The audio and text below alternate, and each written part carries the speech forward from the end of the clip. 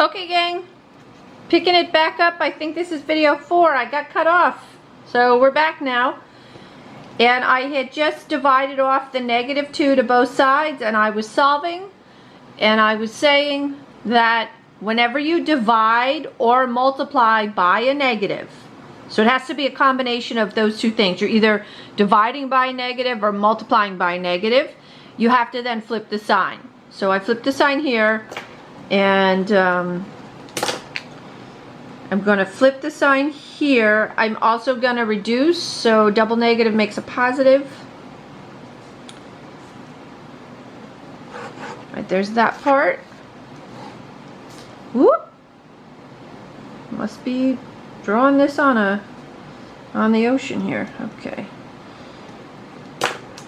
All right, now this does not include the bar, so this has to be open circles. And then this is the case again where it's on the outside. Okay, so it looks like that. Okay, I wanted to wrap that up so I didn't leave you hanging or myself hanging. So now let's go over some special cases and notation, and that's it. That'll be the end of this section. So I'll see if I can finish it in this video. If not, it'll wrap up in the next. Okay, special cases, here we go.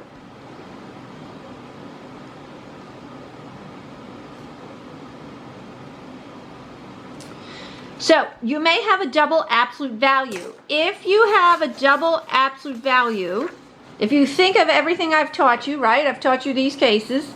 The one that is most similar to is this one, the first case, where you have an equal sign. So the thing with when you have a double absolute value, it does not matter which side gets the plus or minus. Okay? So you can put the plus or minus here or the plus or minus there. It'll all work out in the wash. I have a tendency of putting it on the back guy. So it means that in equal sign you have plus or minus the other side. That's how you take off the absolute value. Now notice I put this in parentheses because if you have a negative, it has to be distributed. If I'm not being clear, it's sort of like you're multiplying by a +1 or a -1. Now, if you're multiplying by a +1, that doesn't change anything. It'll stay consistent.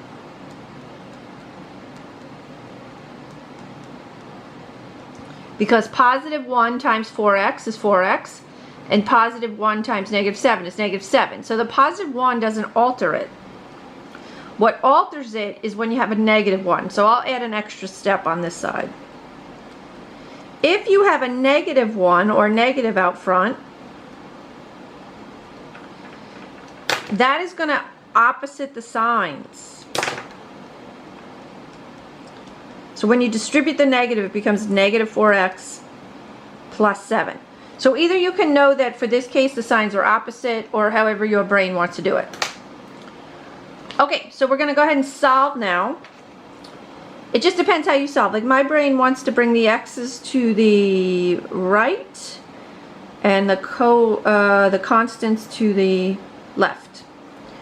So I'm moving the x. You just decide which way you want to do it. I'm moving the x's to the right.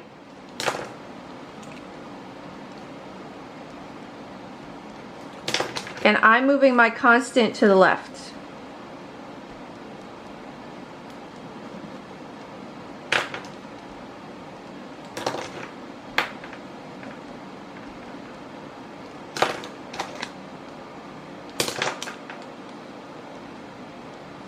Okay, and it looks a little weird because usually the x is on that side, so let me just make it look a little bit more normal. That's the first guy.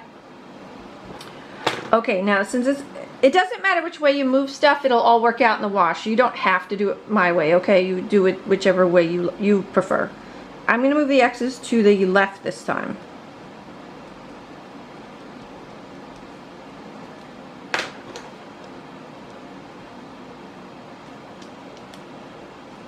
And I'm going to move my constants to the right. You just have to get them on opposite sides.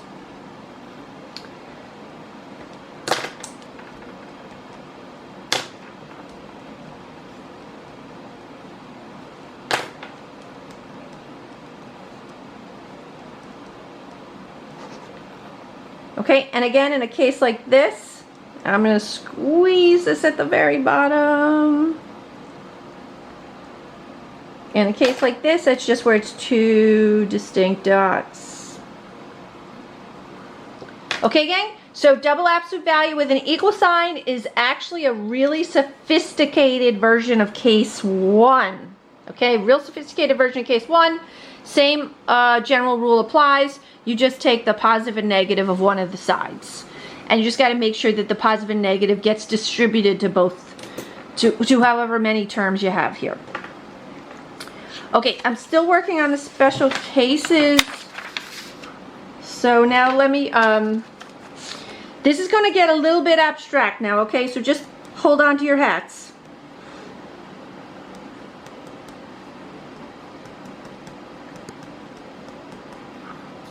Okay, again, if any time during my lectures it defocuses, it'll come back in, or I will catch it and bring it back in.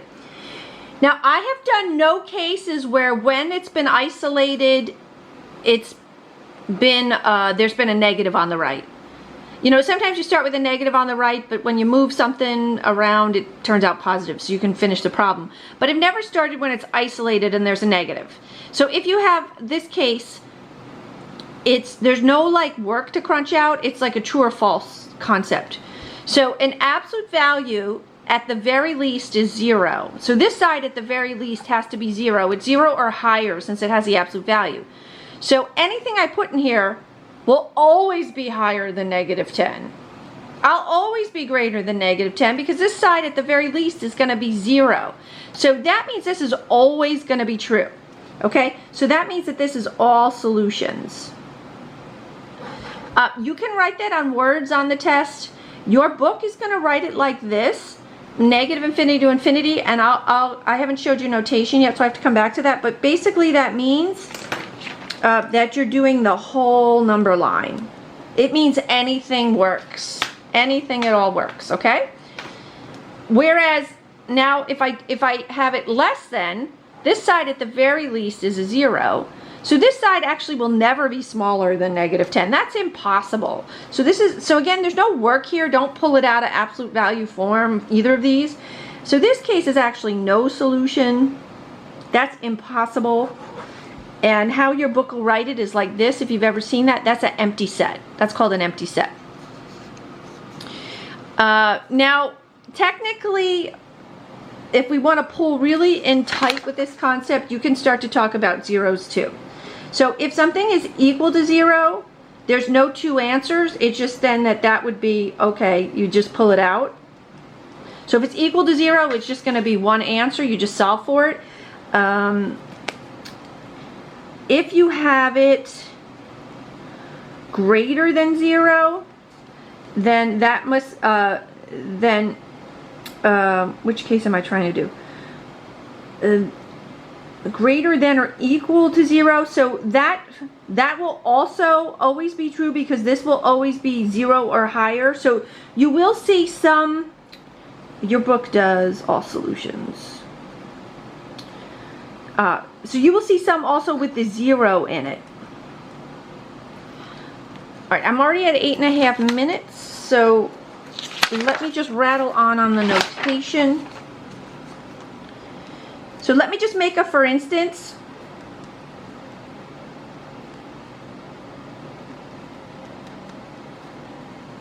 Okay, this is notation. What I'm about to show you, let me be a little clearer here. Let me try to be clear. That would be good if I'm a teacher. Okay, inequality notation. As you can see, I sometimes get a little excited and then God knows what happens. Okay, inequality notation is what I've been writing in. What I'm going to show you now is what we call interval notation. It's a fancier notation. It's used more in like pre-calc, calc 1, calc 2, all the way up the ladder. It's more common to see interval notation. It's a more sophisticated format. So, if something is closed on both sides, you put brackets. So this is interval notation. It means I'm closed at 3, I go to 5, I'm closed at 5. By the way, this notation can also work on the graph, which is really cool. You just make sure you wrap it around the answer part.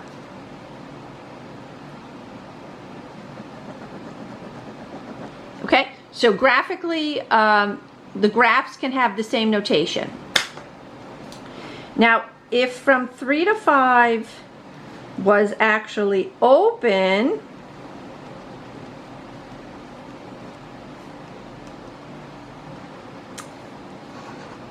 if it was actually open and not closed, in interval notation, it's parentheses. Closed is brackets, open is parentheses. Closed at the boundary is brackets, open at the boundary is parentheses. And again, likewise, like I just said before, feel free to use this on the graph. It's actually really nice if you do. I'm not going to force you to use this notation, even though we're supposed to. So I'll just let you pick what you want. I just want to make sure you know how to solve these. Okay, so that's what open looks like. Now, when you do infinity, infinity is a more sophisticated concept. I'm gonna close these. Let's do close. Let's go this way.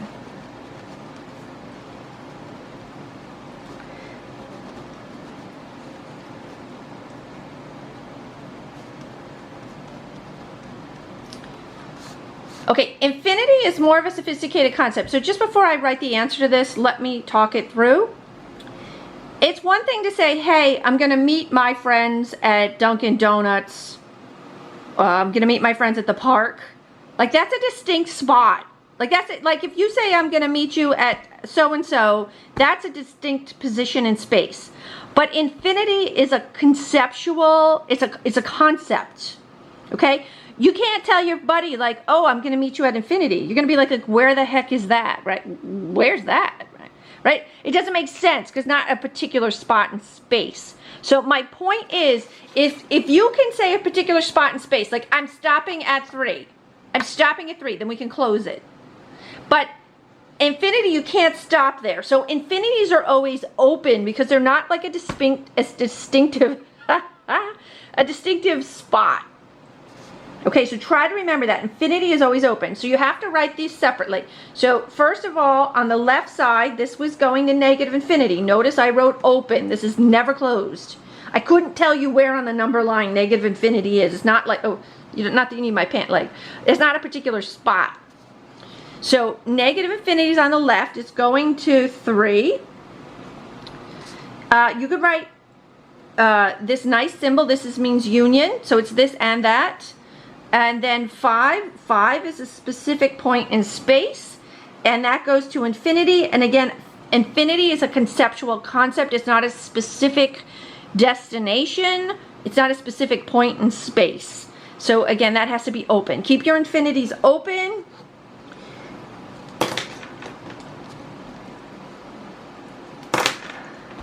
All right, so, and then again, if you want to use this fancier notation,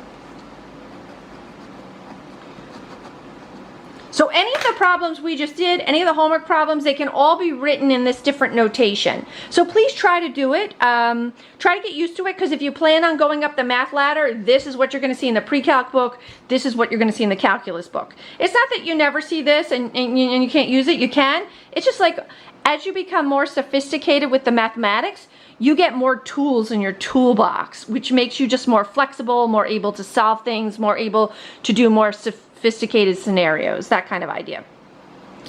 Okay, gang, congrats. We have finished 3-3. So I hope you enjoyed this. I'll catch you again in a different topic. Bye-bye.